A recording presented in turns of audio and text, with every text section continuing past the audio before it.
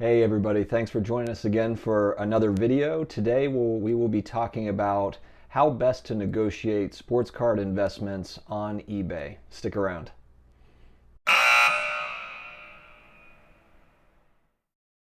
Hey guys, thanks for joining us again. We are here today to talk about the best ways to negotiate sports card investment deals on eBay.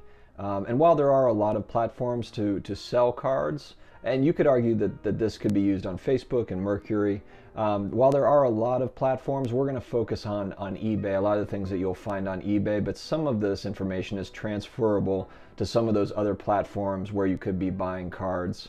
When you're dealing directly with people on Facebook, this can work just as well too. So definitely kind of keep that in mind as we're talking. So first, I think the most important thing is to really research and narrow down the players that you are targeting for investment. I can't say this enough because what happens is we all get excited.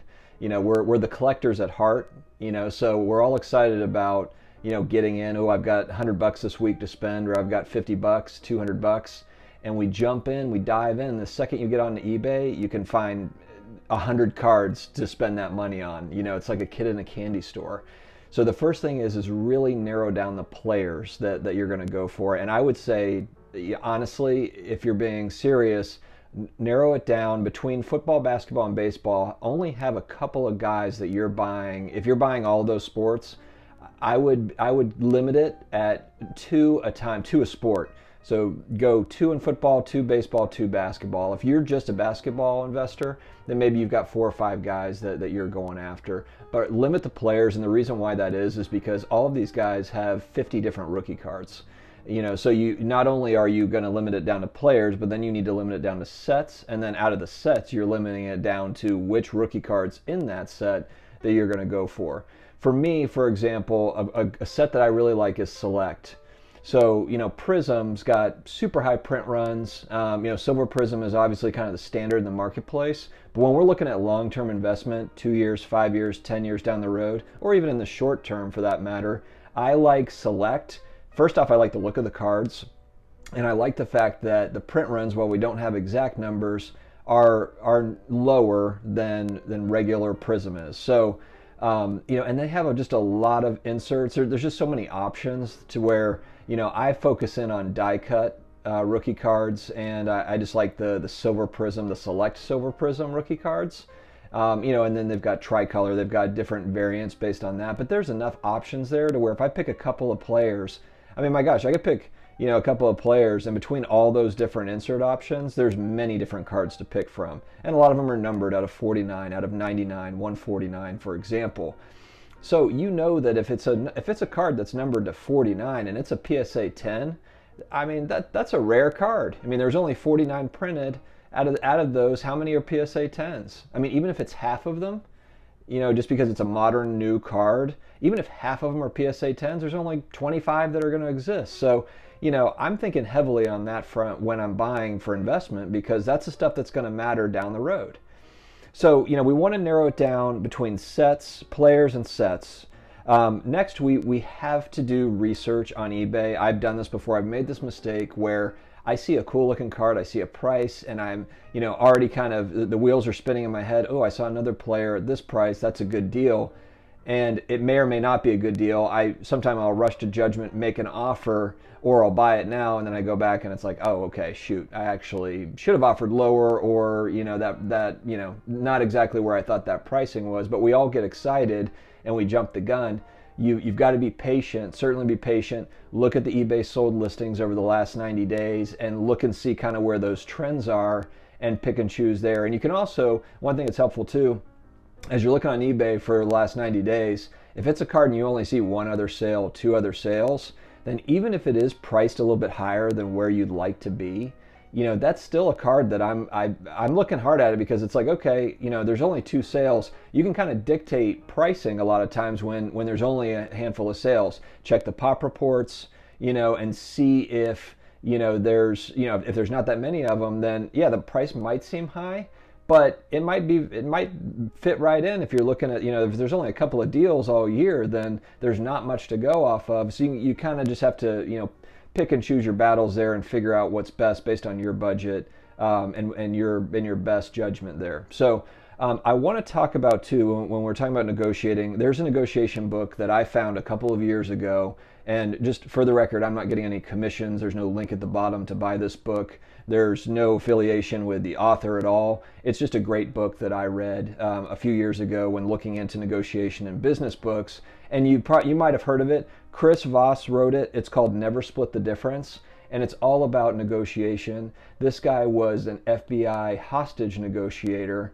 He's got some incredible stories. But what's great about this book is chapter by chapter, he breaks down a story of a hostage negotiation or some sort of insane scenario that he was negotiating in, and then he parlays that into business experience and how that would fit into a business environment and how you could apply it. So it's an amazing book. Check it out.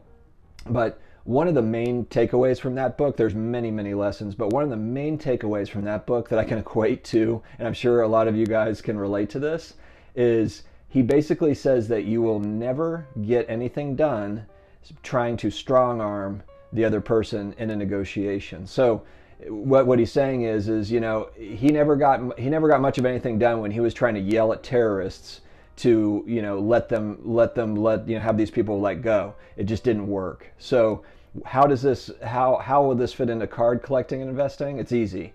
A lot of times, and I know if you're a seller, you know what I'm talking about, I'll get somebody that will send me an offer and then write a paragraph on why it's priced too high, on why I should accept the offer at this, without offering any sort of real data, or it's just more of like, hey, you're dumb for having it priced this high and it should be priced at lower here. I don't even want to work with this person. Even if they made me a great offer, I almost just don't even want to sell it to them out of spite, and a lot of times I won't if it's a card that other people have looked at. And heck, even if I haven't got an offer in 3 months on it, if someone comes at me like that, I'm not really interested in dealing with them. And that's whether you're working with somebody on Facebook or on eBay or any of these platforms. So that was one lesson from that book that I thought that it was great, because it really made sense when we're doing eBay transactions, because we get that all the time, to where it's always just trying to talk you out of your price, when it's like, look, I mean, I don't pull my prices out of the air. I mean, there's typically reasons why it's priced that way, and if you just go at them, on that buying side, if you are trying to negotiate down, I typically always look at, sure, I follow auctions to see if I can get a deal on an auction. Absolutely. But a lot of times what I'll do is, a lot of people say like, oh, people will set these crazy high buy it nows, and you're a sucker if you, make an offer or buy it now at those crazy prices. But those are the people I like to work with a lot of times, because yeah, if they will accept offers, in many cases they will work with you. They are negotiable.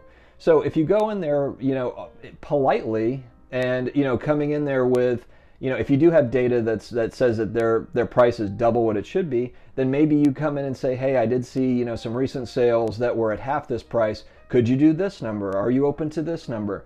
And kind of go at it from that angle, as opposed to more aggressively telling them that their pricing is bad.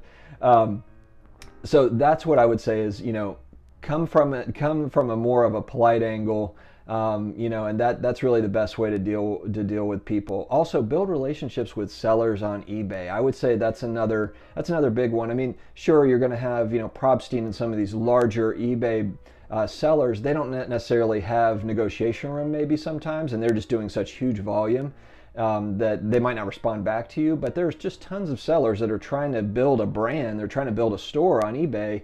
And what I've tried to do is buy from the same one, so that it's like, hey, next time you have this card that I'm looking for, please let me know. I also do the same thing when I'm making an offer to eBay sellers. I'll say, hey, look, I bought 3 cards from you in the last month. Can you make me a deal? And just kind of make a joke out of it. But at least it lets them know. And then once they've shipped to you a few times, they know that you're a consistent buyer. So reach out to them on eBay and just say, hey, look, I'm a consistent buyer of yours. You're a saved seller on my list. Can you work with me a little bit? And they will. And so once you kind of build that rapport, that can help too, as far as getting a great deal, and that enables you to to flip, make more profits, then make some better investments. If you are buying multiple cards on eBay, this is a big one. If you see that they've got 10 available, and you want to buy all 10, or maybe you want 3 or 5 or however many it is. If it's an amazing price, buy it now. Then absolutely, if you don't think it's going to last there at that price, then go ahead and buy 5, 7, 8, 9, 10. Go ahead and do it. My only advice on that would be, it never hurts to go ahead and send a message to the seller on eBay and say, hey, look, I'm looking to buy 3, I'm looking to buy 5. Can you cut me a deal, or can we have combined shipping discounts as well? And they will a lot of times work with you on that, a lot of times. So it's just about asking. And if you think that it won't be available, if it's, like I said, if it's an amazing deal and you don't think it's going to be available and they're going to sell out, then by all means buy them. But it never hurts typically to go in and just say, hey, look, can we make a deal if I'm buying multiples? Because they want to sell. If they have 10 sitting there, they're trying to sell them. So they might have that buy it now there, but there's probably a little bit of wiggle room. So again, just kind of having that open dialogue with the sellers makes a huge difference. So yeah, thanks very much for joining, guys. These are kind of just basic negotiation tools that we use. We'll probably have a follow-up video to this with some added stuff, but I appreciate you tuning in, and please comment below. If there's any strategies or tactics that you're using that are working really well, let us know. Enjoy hearing from you guys and want to keep the conversation going. All right, have a great day.